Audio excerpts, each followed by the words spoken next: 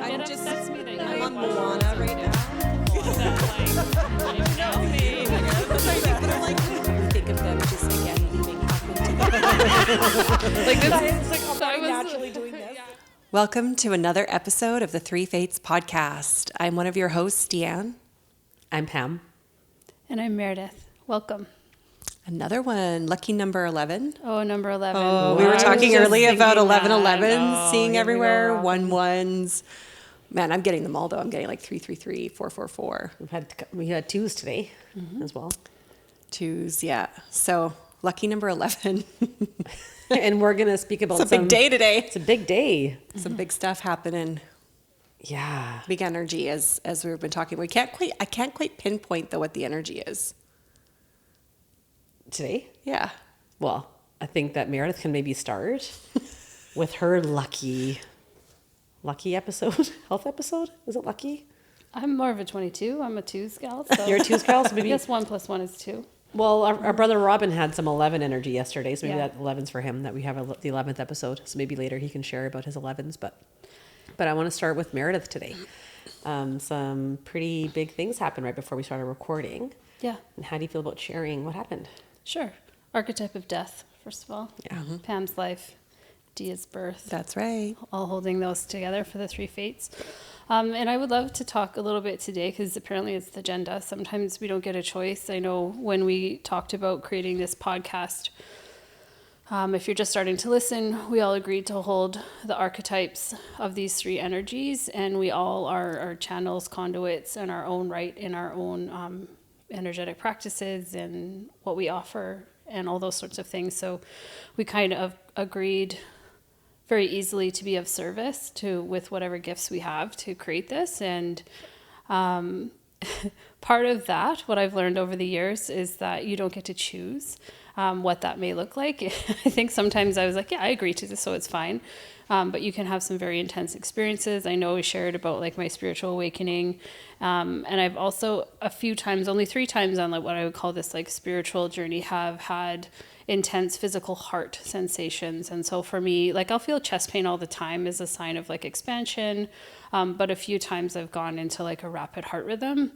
And one was like 5 years ago in Edmonton, and I went to the hospital, and I am a nurse, so it's like super embarrassing to access healthcare, and we always do it like the wrong way. And the thing you tell our never patients, like sneak in the back, drive anyway, do all the things we're not supposed to when we're accessing healthcare. But knowing this when your heart rate goes that fast, just on like the physical side of it, your blood pressure drops, so you can get quite dizzy, nauseous, and it can be like a medical emergency. So it's something to take very seriously. And so this first time 5 years ago, I definitely took myself to the hospital and had a bunch of tests, and it was okay. And a few times over the years, I've felt this like rapid heart rate kind of come, and it usually just converts back on its own.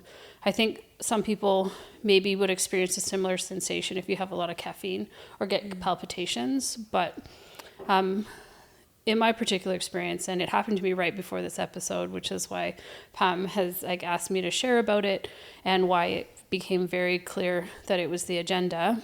I think we all have our own process deciding what's going to happen on an episode. Usually we just get told. And so I was sitting about half an hour before everyone was going to arrive for the podcast.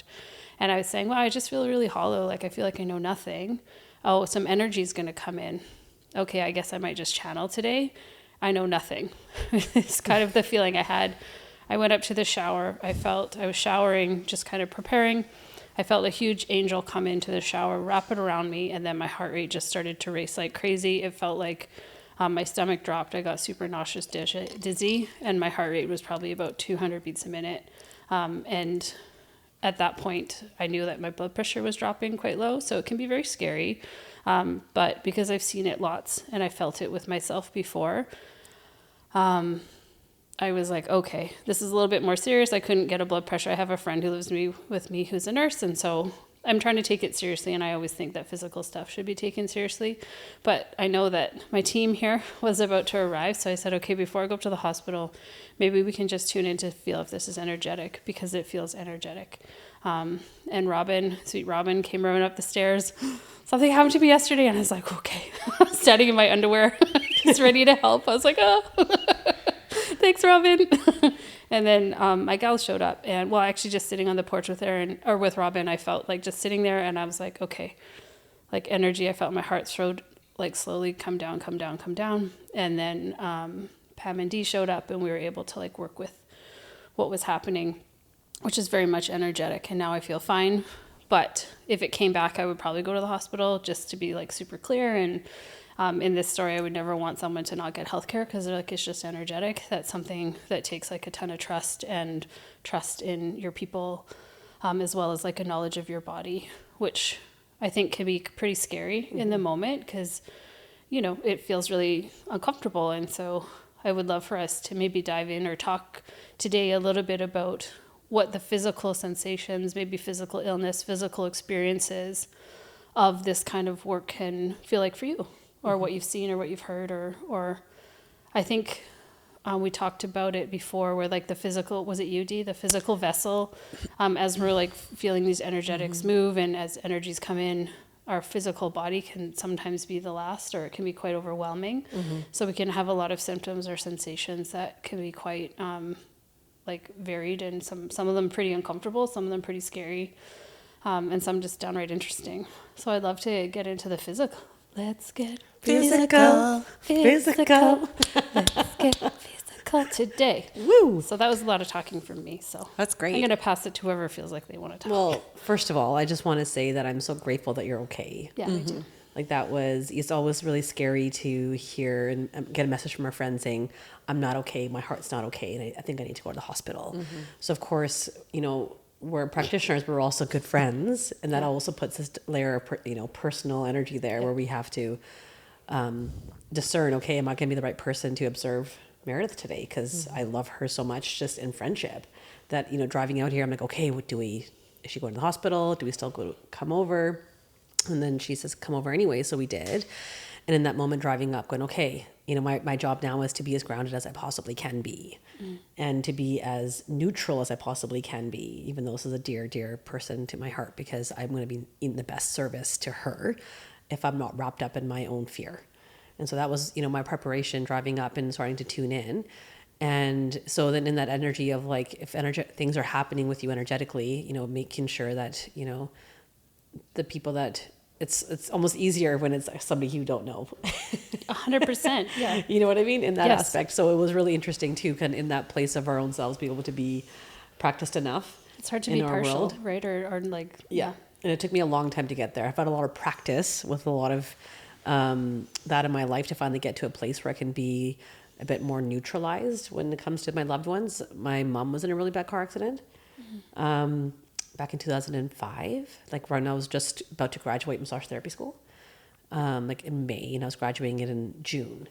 And so there was an experience in the physical with her where if I was to like look at her journey in her life, and where she was stuck and where she was listening to her spirit, her guides, where then this whole thing manifested in a very intense car accident, where she was, the car she was in hydroplaned. She was sitting in the back of an SUV, but because they were driving back from Vancouver, she was on the connector, which is a part of the highway coming from Vancouver. And she was sitting with her lap belt just on her lap, but not the shoulder belt part. And she was, to relax because it was a long drive, she was leaned up against the window and her legs were on the bench. And so when the hydroplaned, the car started to flip, and it rolled and rolled and rolled, but her body was now half out of the vehicle. Oh, wow. And so she was pinned with her legs in the vehicle, and her upper body was out of the vehicle, and she was being flipped outside. Holy cow. While the car was flipping over her. And there was a bunch of luggage in the back of the SUV, plus a kennel with a Rottweiler in it. Oh. All of that went also over her head, through the window and out all over the highway. Oh, wow. So everything, not only was she getting smashed and turned, the luggage was passing over her head on the way out. And you would imagine how much, I can't believe she's alive, first of all. So much gratitude and like, it's incredible that she's alive after that. And she completely blacked out, does not remember the accident at all. And in the years since, now this is close to 20 years now, the first 10 years, mostly she was bedridden. She lots of brain damage, couldn't look at screens, like lots of concussion stuff, like big things happening in her body, and from a wheelchair to a walker, to her nervous system being so stuck that she'd stand up, eventually standing up, and you'd have to almost like take her hand and give her a bit of a pull and tug to motorize her body into like a slow walk. And then it was 10 years after in recovery where her body got even more broken, like major herniations in her back and all these things. And I was traveling. I was away for half a year traveling, and she calls me and she's like, "Oh, I think I need surgery. I need back surgery." She was completely bent over, like a 90-degree S-shaped woman, and it looked like she's 95 and she was in her 50s, right? And a car accident was in her 40s. And I was like, "Mom, please, like I, as a registered massage therapist, I had seen so many examples of back surgeries, half and half, going to half of them being successful and the other half almost being worse because of nerve damage or whatever." So I was like, this is such a risk, and there's so many more things that we can do here. And she was still in an energy of like victimize, kind of in that space. So I'm like, "How about you just trust me?" Like, there's this one chiropractor I used to work with in Kelowna who does like very, very specific technique to help recover discs. I'm like, "Please see him." And I couldn't do it at this point, her being my mom so close to me. I was like, "I can't be your body talk practitioner, but you need body talk. Yeah. You need some consciousness medicine." So she saw one of my instructors. And so she started to actually use this kind of collaboration between a very specific chiropractic technique called the Cox technique and then energetic consciousness work. And she got really serious with it. And she got really into this place of deciding that this accident wasn't something that happened to her, it happened for her, which is a really big place to be when you're that injured. Mm-hmm. And the journey from that has been incredible. You both know my mom, and she's the sweetest. She's the sweetest, and she stands up straight. Mm-hmm. Gives great hugs. Gives great hugs, and has gone through a massive journey in the past 20 years, and especially the past 9 years. And in the beginning, though, when she was still in that, when I was a brand new RMT, just graduated, and she was deeply broken. This fresh accident at this point. I remember my dad saying to me, "Well, we paid for your education, so you better fix her." Oof. No problem. Right? Yeah. There you go. I was like, gosh. I almost, like, my mom, I'm in my early 20s. My mom almost died. Like, I'm still, the woman I knew, like, she was young in her 40s and she was vibrant and really active and all these different things. And I was like, what? How am I going to do this? Mm-hmm. And I would remember trying, and I would be bawling. She'd be on my massage table and I would just bawl and bawl and bawl. And it was awful. It was awful to the point I'm like, I can't do this. I didn't know how to, I didn't know how to even explain why I couldn't do it. Because I don't understand, why can't you do it? You have the training. Why can't you do this? Right. Yeah. And you're like, I have absolutely no ability to be neutral in this. Zero ability to be neutral in this. This is my mother. And I think how much I put pressure on myself to be like, to first of all feel guilty that I couldn't help her. Guilty that I had to make her go to other practitioners, pay for other practitioners, and that type of thing. And then I felt like I was being selfish or bratty or all these different things. And or when I did once in a while, I did treat her every once in a while, and how much I'd be like, how disappointed I'd be in my own system if I couldn't get the result I needed because I was so emotionally entangled. Mm-hmm. Anyways, and so through that journey of her and being in this place of navigating like what it means to be so deeply in love with someone and helping them in that place of healing, to slowly start to work on my own system and feeling how can I work through that, be grounded, put my own personal stuff to a place that's safe, and I can still compartmentalize it a little bit. And then still be really, really present for my loved ones, to be able to hold space in a bigger way. So it's been like a 20-year journey to be able to be here today, holding space for you. Yeah. So it's just amazing to think like where that kind of finally led me, because I really do want to hold space for you when you're going through these big things. And I'm really glad that I was able to transmute that over the past 20 years, because it's important. Yeah, it's amazing. Yeah. Thank you. Anyways, I don't know. That's some of my story. I like the physical, the energetics, and And we were speaking a little bit about like the physicality and the energetics of medicine, and just watching my mom through her process of something very deeply physical. And then using mostly, I think now, energetics as we know her to be a very energetic and connected spiritual person, to see how vibrant she is now. It's a pretty amazing thing. I think it takes a lot of time to trust or to understand that most things happen in consciousness first, and the physical is the last place it'll express. But it's oftentimes the first place we go to treat is like physical meets physical. We don't bring in the energy or the consciousness to treat it, but it's like that dance of like of trust, or to look. And I mean, there's still even moments in my life where I'm like, oh, I'll go straight to the physical and then look at the consciousness. I'm like, oh no, I should still be looking at the consciousness first, because I might not need to go to the doctor for this silly little rash or whatever it is, right?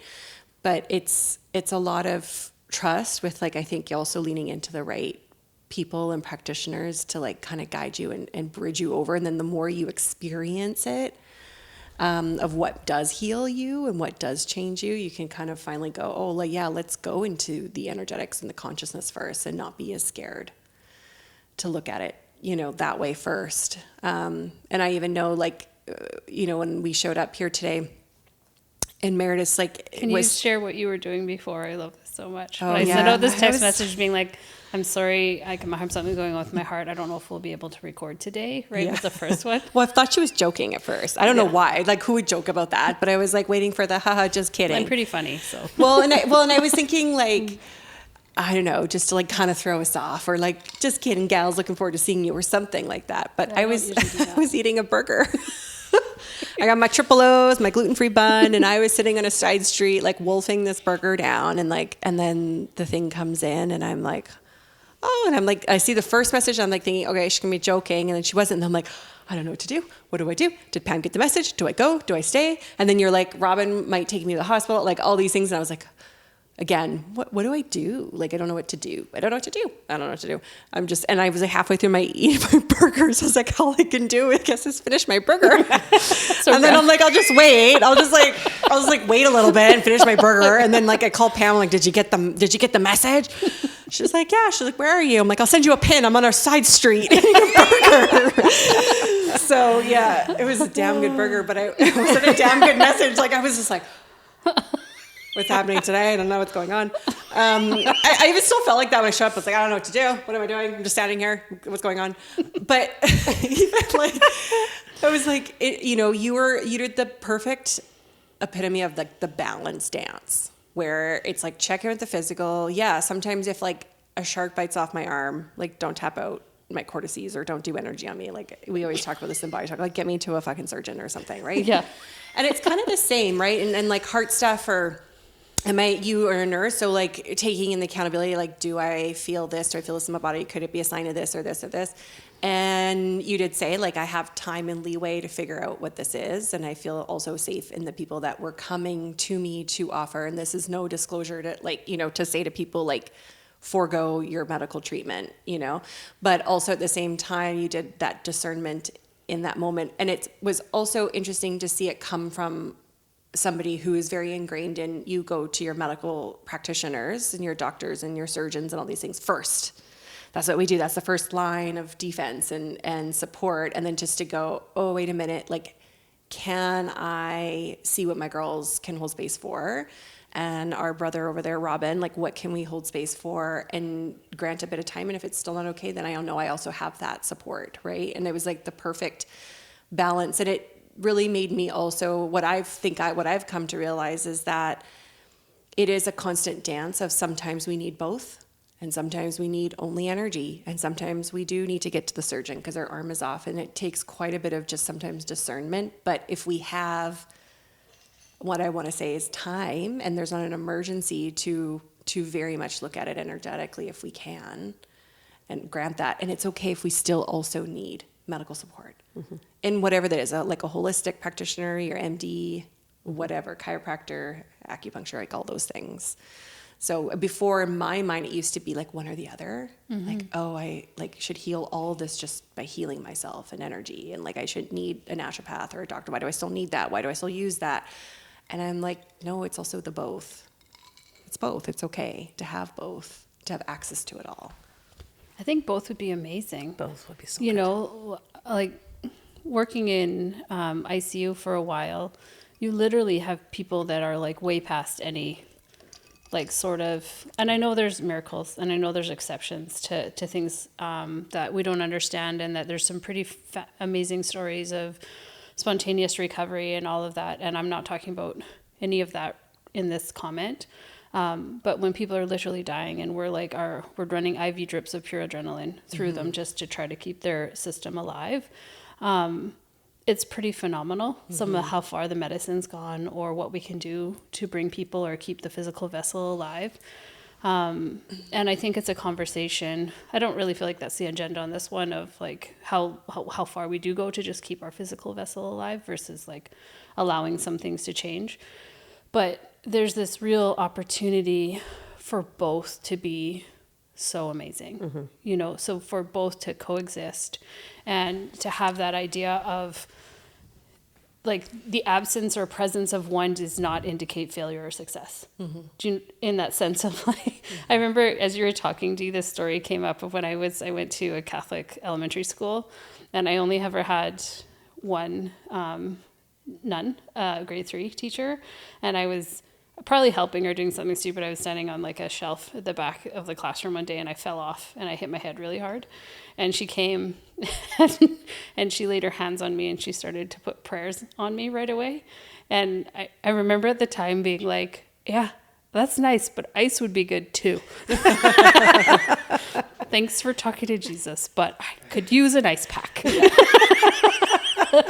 Ice first, then Ice Jesus. first, then Jesus. Sister Mary Rita, right? But like, she was the sweetest woman, and like in hindsight now, I'm like, okay, that was like actually really tender and sweet. I still could have used some ice, and so it's kind of that beautiful example of like both would have been really great, you know. And so how can we start to begin to normalize or bring in aspects of both, because our Western medical system really fails and is really terrible at a lot of stuff, especially emotional. Acknowledging spiritual, acknowledging like, and by spiritual, I just mean the human spirit itself, in the sense of like even talking about it, allowing it to be. And like, if you work night shifts, you will always like, if inevitably you get like this kind of like closeness with the folks you work night shift with, and that's usually when the stories come out. So people who maybe don't identify as believing in other or this or that, you'll hear all like the wild stories at night, like, yeah, room 17, blood pressure goes off all the time, even when it's empty, right? Like the room's empty. All these aspects come. So there's like this possibility of like other energies existing, and also other modalities. And depending on where you go, it can be very unwelcoming. And I've witnessed that biased in like the Western medicine of being like, oh, here they go, they want to do this or they want to do that. And I would love to see a shift in that to being like, how can we support you more? What's important to you? Like, how do you want to work with energy in this like emergency? And obviously in emergency, things like you kind of have to get like very controlled, because you're like, if you don't do this, your heart will stop, or we need to restart your heart, or do some things like that. But there's a lot, I think, that could be shifted and changed to be more integrative in terms of acknowledging aspects of spirit, aspects of mental health, aspects of just personal preference, personal ability. Like I know Pam had mentioned, you talked about like, imagine if we had like other like practitioners working within a hospital setting or vice versa, it would be phenomenal. I find that in many ways the medical system is very fractured to being like, I take care of my thing. And even when I was working with some of my nurses students lately, we tend to not look at the picture as a whole. We tend to just like, where are the biggest problems, right? Is it the kidneys? Is it the heart? Is it the heart failure? Is it like a lung disease? Is it something like that? Like, and you're going to call in the specialist for that thing. Like you're going to call in the lung guy, you're going to call in the cardiologist, and everyone's super focused, and they don't necessarily deal with like the holistic picture of it all. And I think that that's a bit of a miss. Because they all are so integrated, how our physical body works with our spirit, you know. Which is like a great thing to have, Yeah. To have people that are so specialized on that system, but how cool it would be to have like a holistic practitioner of some sort that can see the overall thing that's in collaboration with them. Yeah. Hey, the system is saying, energetics is saying this about the body and also this about the lungs. Yeah. And that energy. And we're even working with Meredith before the podcast, just thinking about like, if we had her at the hospital, or if there was like an emergency situation, she's right there. Mm-hmm. And we were doing the work that we were doing simultaneously, but at the hospital, that there is a sense of safety for any kind of emergency care. Mm-hmm. And we're getting to observe the spirit and the energy behind it all versus going, we got to do this here quickly first and then see if we should take you or not. Yeah. I would be so curious to say, hey, like, can we create, or would there ever be a world where that's just so a part of our collaborative healthcare, where there is no separation anymore? You have to pick this or that, or only, you know what I mean? And there is no welcoming energy for this conscious medicine in a hospital setting. It'd be pretty wild, especially because our hospitals are set up really as like acute, meaning like a emergency medicine. Like we're very reactionary to problems that exist. And many times when people come in, they're so far down the disease process that like they do need serious intervention to be okay. And I wonder if like even in the pre-hospital setting and like our clinics or our relationships with our doctors and GPs, which is changing rapidly because there's simply not enough. And so that part of the system is fracturing quite terribly. It doesn't mean there's not full of good people with well-intentioned. I just want to say that, like, I work in this system. I'm not like shitting on it by any means. But we can all I'll call a spade, right? Access is an issue. Being able to start to work with these things, because how do they start? Like they probably start with just maybe not feeling that great, right? Or how do we, those physical like twinges, like all of those things that we talk about in terms of, I think it's fairly common in this world to think of the idea of like it started with a whisper, but it took like a bang for me to listen. And sometimes that bang is like a serious diagnosis of cancer or we talked about like the life, what it was near-death experiences kind of thing, or car crashes, or these aspects of self to become aware.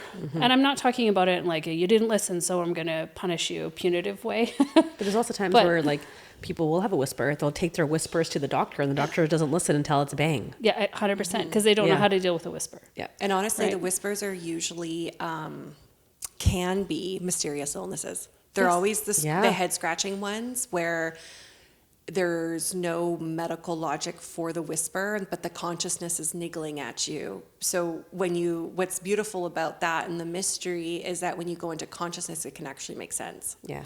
That the medical team can't quite make sense of the mystery yet. Yes. And so the mystery could go on for decades, to be honest. Yeah. And like you said, then lead into something that now can be seen by a medical doctor. Maybe that ends up being like cancer or like an autoimmune something diagnosable, or something like right? diagnosable. Like something that shows up on a test. But if the test doesn't exist, or we're not looking at it in that holistic picture, we're going to miss it. And the whisper is never going to be like, oh, your kidney can't filter. It's going to be like the ancestral energy that's coming into your kidney goes back 10 generations and it's around this or that. And you're going to be like, oh, this is a story then. It's all about the stories. Yeah.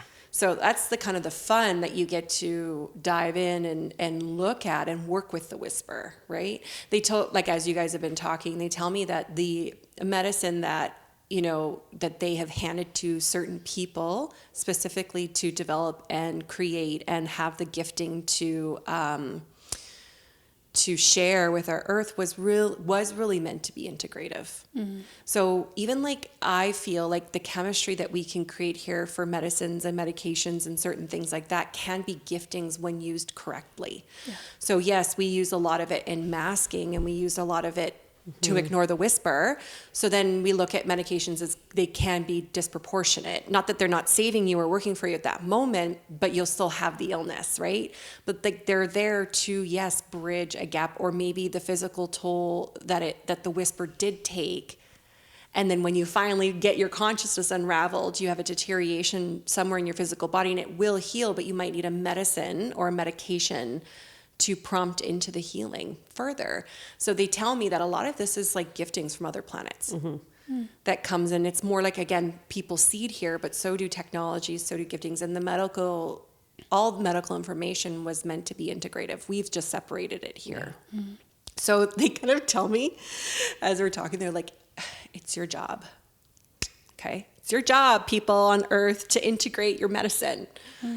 It's like, it's not, I'm not blaming us, but at the same time, perhaps the way, maybe this is controversial, I'm not sure, but the way that certain holders of that information keep it separated. Right. Yeah, that's systemic stuff. Yeah. Right. Systemic is, we'll call Doesn't it, allow for the I'm like integration. Aquarius, like a lot of Aquarius in my chart, I'll call a bullshit system Yeah. in that case, right? Because like it's harming people and we can't get access, and I'm a part of that as much as anybody. And so it's like, how do we, and it's funny because I already know, like part of my hesitation of like even going to the hospital right away with this was like, I know what will happen.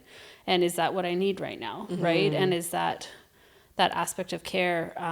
And so we don't offer a lot of that stuff in an integrative way. And there's a lot of like resistance and poor attitudes, and as well as like a lot of money behind a system, right? A lot of capitalism that goes on in terms of like health and to be honest, lack of health, right? There's a lot of money in trying to find a cure for anything, right? Yeah. And that's a very real thing. Yeah. And it When doesn't a mean cure it's can not already full of good exist. people. Yeah. Well, So it gets into that all kind of stuff. Right? Yes. And so there's the whose hand has it settled into when it was placed in an innocent hand originally, the gift of a heart surgeon or the gift of this, but the way that we get maybe trained under or possibly even then run later. And I think that's why we're also seeing, and I maybe know this like just because I know a lot more nurses than I say doctors, but I see a lot more nurses being so frustrated, and they are starting to feel that there's more. Yeah. That there's that consciousness piece that isn't allowed for, and like we're having a lot of, and I think COVID was a big piece in that, yes, and also just that, but and not just in how things are run, but just feeling like something's missing. And the soul, it's like feels like it's heavy because it can't integrate. And I find a lot of Pleiadians come here to try to integrate it, and they go into like some nursings or doctors, and they try to bring back in the consciousness, and it's like frustrated, like they end up leaving, or it's soul sucking, right? Because they're like trying to integrate it, and they're like, how do we can't, because there's like a lock and key on this this final integration of consciousness meets medical, even though it's all from the same place. Yeah. So it's I almost feel like, is there like a healing we can do on that, or like a helping a bridge? Yeah. Or do you guys not feel like that's the agenda for it? I would just love to ask if you have any personal experiences of physical things that you feel like sharing through like spiritual, that were like I got 5 informative. hours. No, I'm just kidding. Any that are like sticking out today, just in case people are like experiencing that, or that frustration with like it's not diagnosable, or like access to healthcare, or like how can we both like, how can we start to work on that while you're in the process of trying to access like traditional healthcare or find that diagnosis, or like how can do you just have any stories of navigating that? I guess So many stories. any that Go are for it, sticking Pam. out that asking for today. Oh, I'm going to share one that involves D as well, because I think it's such a fun story. You don't even know. I'm looking at you. I'm like, huh? It wasn't. So I went to a naturopath, not a medical doctor, but a naturopath, to get some testing for my gut health. So I did my IgG test. Is that what it's called? Oh yeah, this story. Yeah. Yeah. And so they test blood, and they test to see like what your body's reacting to food wise, and to see if you have any irritants in your system, right? And so my results came back, and she was like, "Oh my goodness, you've got the worst leaky gut I've ever seen." And I was like, "What?" And everything is just like, like off the chart for certain foods and that kind of thing. And there was like literally everything had a reaction on this like list of 200 things. The only one item, 200 items on this list, 200 items were reactive, and about a third of them, like again, over the chart. One thing was at a 0. One item. Food. Yeah. One piece of food. And it was, oddly enough, because it's a very reactive food for most people, pork. I had 0 reaction to pork. That was the only thing on the entire freaking chart. And I was like, that is so weird. Like, why is pork at a 0, but everything has some sort of number to it? And I remembered years prior, we were brand new, we were training in Body Talk. It was your My first body training, my talk. first Yeah. course. And it was your second. My second, yeah. And Dee's my partner, just to learn these Practice, techniques. And we were learning body chemistry. We were learning about certain immune responses. And in Body Talk, you can go under a section called Body Chemistry, and you can look at intolerances you have or allergies you have, and you can, test or you finish the story. Yeah.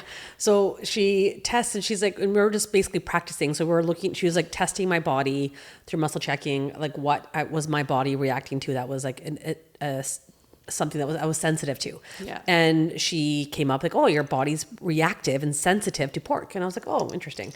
So she does the technique for technique for body chemistry and balances my consciousness with pork. And so now we're in balance. And fast forward a few years, I get this test result, and the only thing that is non-reactive in my system is pork. You're like, yeah, Body Talk. Yeah, Body Talk. And I was looking at this, and I was like, whoa, this is incredible. This happened years ago. It was like a 2-second tap out. It was like a little in class, like brand new practitioner learning how to do a technique. But how profound it was, it lasted years. And then I was looking at the list of all the other reactive foods, and I was like, and then the naturopath had me on all sorts of supplements and this diet. I basically was only allowed to eat the things that were super low on there, which was like pork, cabbage, cranberries. That was pretty much That's it. a yummy meal right there. And Sounds like very Eastern European. it was not fun. I was like, I can't eat this for 3 months. This is crazy. And so I got really frustrated and really angry and really upset because eggs were through the roof and I was paleo at the time. So how am I going to do that? And I just ended up throwing all the supplements away and crying and getting so upset. I'm like, wait, if Dee can balance the pork, why didn't I just take this list to my Body Talk practitioner? So I took it to one of our practitioners, and she did that same technique that Dee did, but she did it on the whole list. All the things that were reactive in my system. And then when I got my retest, it was just like, I can watch the lab tests, the change in my blood literally happen with blood tests. And I was doing nothing other than conscious medicine. That's Even me, the naturopath might have been thinking I was taking her supplements, but I was not. I threw them all away. I was a rebel. I like that. That's so cool. And I don't have leaky gut anymore. That's beautiful. You've had I always admire your deep trust. Oh, so much trust. In the that energetic healing process to heal your physical stuff. Like you're like, fuck that, I'm not taking that, or I'm not doing that. Like I can heal it. Like you just know. Yeah, Dee's known me for like 10 years, and you've rarely seen me take a supplement. Yeah. I'm like, because you just know you're going to heal. And I'm like, what's that like? What's that relationship like with that deep trust that you're just going to heal it up, Yeah. So it's so cool. It's like, gives me a second pause to go, oh yeah, I should try to heal this. Like I almost forget that I can. Yeah. That's so cool. I like that story. It's a great story. Because it's very science. It's like in a bit science. I've got lab results right? to show you my results. I still have the papers to remember. Just in case you ever forget, remember the pork. Remember the pork. Yeah. The pork. You got a story, Dee? Yeah, I'm trying to think if I have a specific story.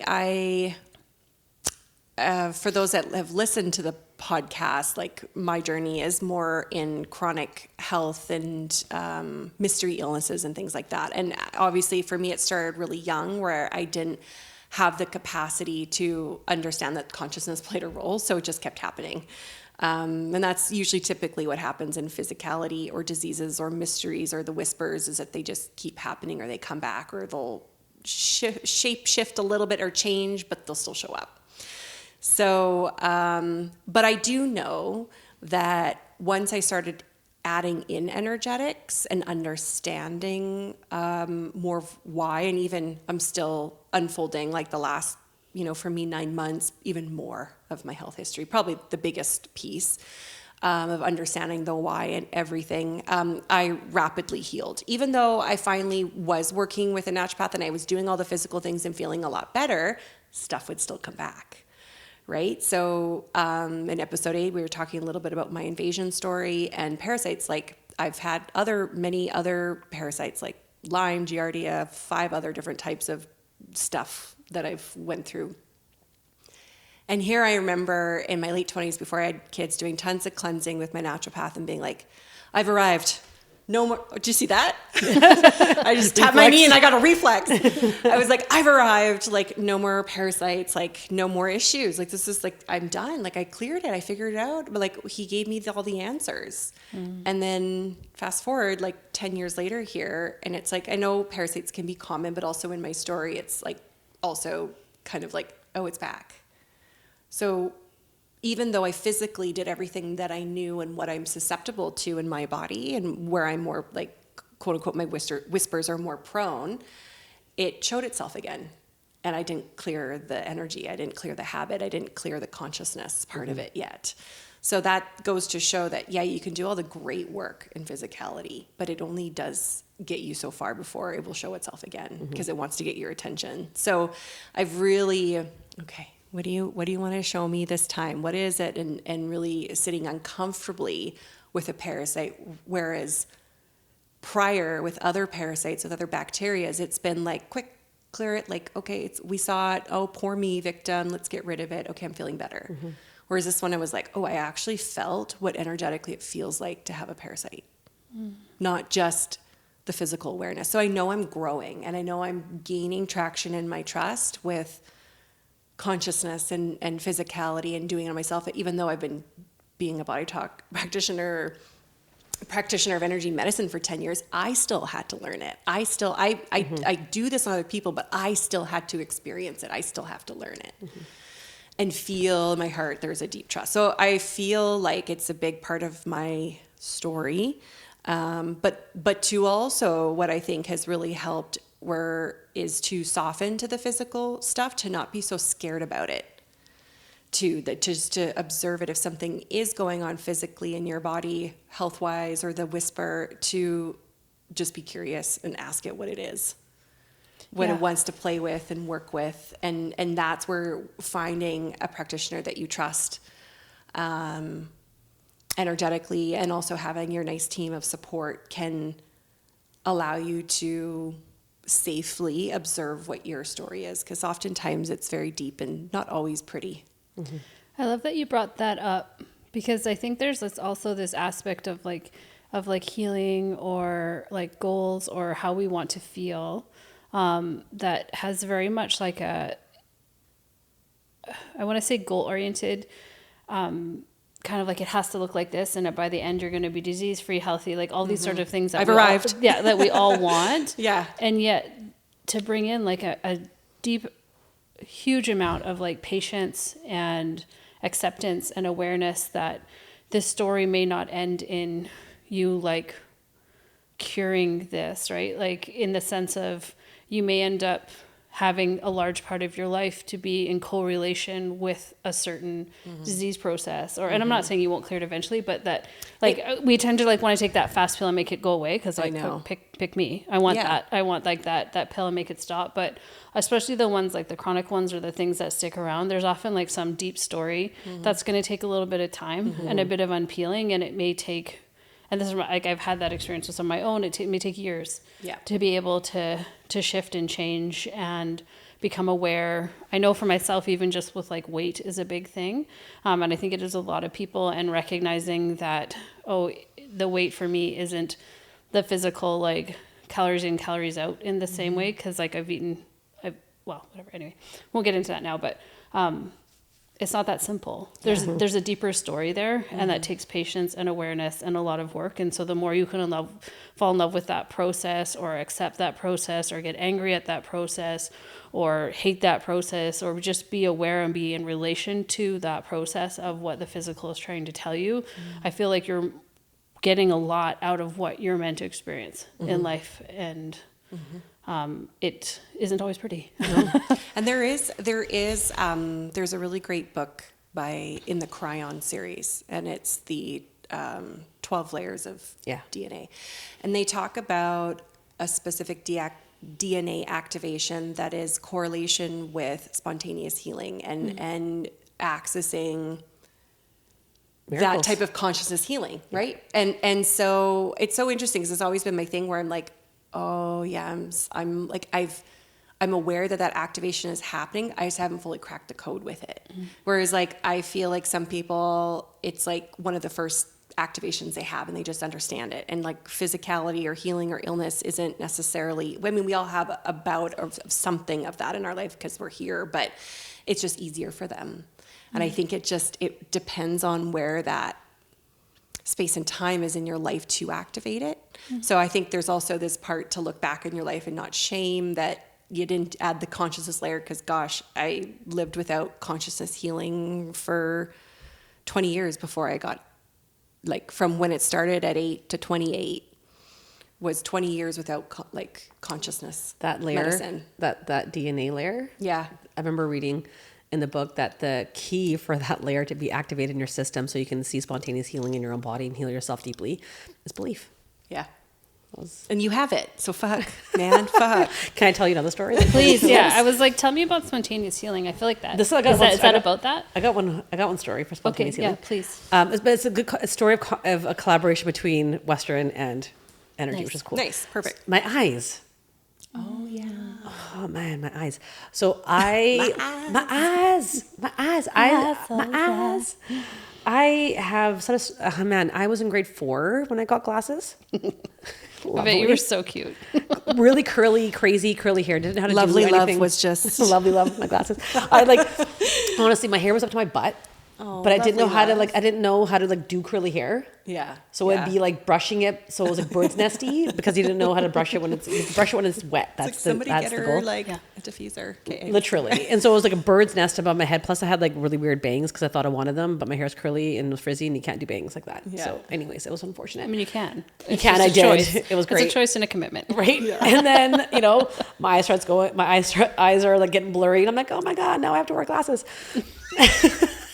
I had the first day I had glasses. I like put them in my desk, and then I didn't finally take them out till recess. But you were probably cool. I remember wanting glasses. Oh, and then finally, did you want braces? Did you put the paper clip in your teeth? No, I did. I did a gum. Did you have a retainer? Did you guys ever fold your gum over and just like smile at strangers down the street like? No, that's funny. Or did you guys ever put the pop can on your bike to make it sound like a motorbike? No. On your back tire. Did you? Cards. Yeah. Yeah. The playing card. And it sounds like you're on like this really cool motorbike. Right. And I was like, so I had that and my gum braces, and I was like, all the things. Anyways, so me and my older sister both have glasses, or had glasses. The younger siblings don't. And so I was curious about my older sister, and I had a very different kind of upbringing than my younger two did, just in the house. Like, so what did we not want to see that was happening? Anyways, got glasses. Fast forward a bunch of years. Now this is like, oh God, 2014. So 10 years ago, I decided I'm going to get laser eye surgery because I'm sick of wearing these glasses. And this was like a long time coming of getting this. And I was like, I feel like this has been around long enough. Now I'll get it. And I do this and good for about a year. And then I started to have a really rapid decline in my right eye vision. Like, as in, like, depth perception is completely gone. I can't really see. Everything's 2D. I can't drive. I don't know where meridians are. Can't catch anything. I'm like, what the heck happened? I'd close my left eye to like maybe put my makeup on, and I literally can't. Everything is blurred out. And I was like, what the heck? And I go back to the surgeons, and then they're like, oh, whoops, we didn't diagnose you properly. You should have never been a candidate for this. Okay. Great. Now what? Like, oh, does it make you feel better that we're the only person that this ever has happened to for a mistake? I'm like, no, doesn't make me feel better.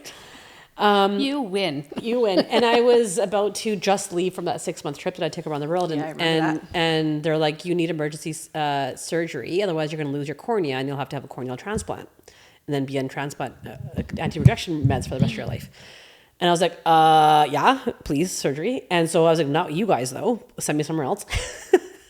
They sent me to Vancouver, and I went to some amazing doctors, and they stabilized my right cornea. And a few years later, my left cornea started to do the same thing, so I had to have the same stabilizing surgery to my left eye. But the right eye rapidly decreased so deeply, so fast, that it was really troublesome. That I had a big journey with this right eye where my depth perception was gone. I couldn't drive after dusk. I like just a little bit of darkness. I can't drive. Stigmatism is terrible. Can't look at screens. Like I couldn't. We were starting to do online charting at that point, and I'm screwed because I can't look at the screen. And I literally had to wear they tried a glass contact for a while. That was really uncomfortable. Glasses weren't helping, and I was terrified, as you would imagine. Yeah. And nothing was stabilizing, and it was very disorientating because nothing could correct it. So I was always kind of lost in a very unbalanced blur, and very confined to like daylight hours. Being around them. Here I am in my 30s, and I'm trapped. And I went to a practitioner who does this really brilliant energetic consciousness release to the brainstem. You just releasing that C1. And I don't want to admit this, but I did this. I'm so sorry. I drove, even though I shouldn't have been driving at nighttime. And I couldn't really see anything, but I was just praying. All the spirit guides were going to guide my car in the right direction. And I got to this person's home. So sorry. So sorry. Thank you to my spirit guides keeping the road safe that day. And this man does this, and I was just so desperate, honestly, so desperate for help.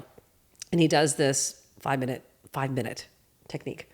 And in that 5 minutes, there was such an energy release in my body and a shift in my eyes that I was able to drive home an hour later, even darker, with no problem. No problem. Oh, I didn't know that. Yeah. Part of the eye story. Yeah.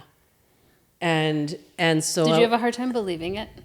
No, You were good with it? I was so good with it. I was like, of course. Right. I love that. Of course. See, Okay, cool. I just love that. Can we bottle it and I don't know. You didn't Get a whiff of spiral it or and something. when doubt I'm and spiraling. question yourself. No, and I all was the just like things. really cool, like, cool. Wow. I was like, of course I can drive home now. This is amazing. My neck feels great. My brainstem is released, and this occipital, and my optic nerves can breathe now, and all the different things. And I was instantly being able to drive at night, and I was like, this is wild. And so Did you just drive? I drove all right I didn't. I was still being very careful. To get to you. I love it. It's my theme song now. And since then, it's still Safely. right. Yeah. I did a couple of tune-ups with him, and I remember my eye doctor at that point. He's like, "Pam, we just did your prescription, and I don't really know that you just have a new prescription after a couple of weeks. That's kind of weird. But since you just got new glasses, I'm gonna go ahead and just give you this next pair for free because that was weird." And I'm like, "Yeah, so weird, so weird." And of course, I use body talk, all these different things, and now I wear a pair of glasses just to highway drive at night. I'm totally fine. Like I have like a little bit of blur if I close my left eye through my right eye, which I'm still working on. So there's still a bit of a story here. I'm not 100%, but I am functioning like a normal person, and I can use a computer, and I can catch a ball, and I can drive. It's a miracle. It's a miracle. And it was using medicine to stabilize my cornea, and then use consciousness medicine and energy medicine to make me a functional human again. Yeah. What a beautiful story. Yeah. Example of Yeah. both. Yes. I love that. Wow. Yeah. The It coolest. was very cool. That's my story. It's a good one. It is. I'm trying to think if I've seen like anything like that, like where it was like a miracle story. I probably have, or like I've had it where like maybe not on myself yet. Because you didn't believe it? Yet. Yeah. Oh no, I believe it, but it's also mean, like in this yourself. piece where I'm like, I still have to do something physically. Yeah. So I believe the consciousness does work and it works with me. And then there's also this part where I'm like, now I got to detox too. Right. Like I still feel like I have to do the physical part. That's where my block still is. It's like I don't fully lean in one way or another. And it's probably because I've always felt my best with the use of everything. So, yeah. But sometimes it's hard to discern. Was it really the supplement that I took? Or was it the consciousness I did? Because I'm sometimes doing it all at once and I don't even know. That's why I just did conscious for so long, because I wanted to prove it to myself in that way. I'm like, That look, could I just did be nothing this. else. Yeah. I threw all that stuff away, and I just did this, and that now I can like deeply say that it was this. I'm not confused. Yeah. That's what built the trust. Yeah. Yeah. Yeah, no, that's a good idea. But I'll have clients that are like, I don't have this anymore, or after this, all my back pain went away, or something like that. Like I have had massive shifts and changes. And even for me, if I'm like having a symptom that is more out of alignment and I go into a session, I walk out and it's gone. So I do have that. I think I'm thinking like those stories where it's like you're literally bedridden and incapacitated and then you're miraculously walking the next day. Like I'm thinking like that juxtaposition. But for me, it's very like I went from being pretty uncomfortable in my body. I could still function. I was very uncomfortable, but now I'm like, oh, I'm normal again. Yeah. And to me, that's big because I'm used to living very, very uncomfortably inside my body. So all of a sudden I'm like, ooh, after that session, I feel good. So I do witness it. I do know it helps and it's there and I can isolate it through those, but it's not like this, like I said, like paralyzed and then I'm walking the next day, like something like that. Where it was Isn't that so funny grand. that we need that extreme example though? Because Yeah. it's like, what is that Why, not a mirror? you know? Isn't every single, I don't know, I feel like I'm thinking a lot about this lately. And every single step is like a bit of a miracle, or like every single like healing you go into, everything you learn is just like one Should be, little yeah. bit into it. And so we're always looking for that like outward, like valid extreme story, like lost all the weight, found the boyfriend, like got married, like this like princess story that ends in this happily ever after, where I'm like, there is no happily ever after is like for the next life, right? Yeah. Like, where are you today? slow Where are and you steady now? steps. Can you like Yeah. each single one of those? Is that not a bit of magic? Is that not a bit of like, even if you did like one cell or some sort of something and you shifted that, is that not just Totally. also amazing? I can hear your spirit say, like, if you were to trust me in these little miracles and these little places of magic, what more could I give you? Mm-hmm. Like, how much more can I give you when you let me in that way? Mm-hmm. Yeah. That's beautiful. Yeah. Thanks.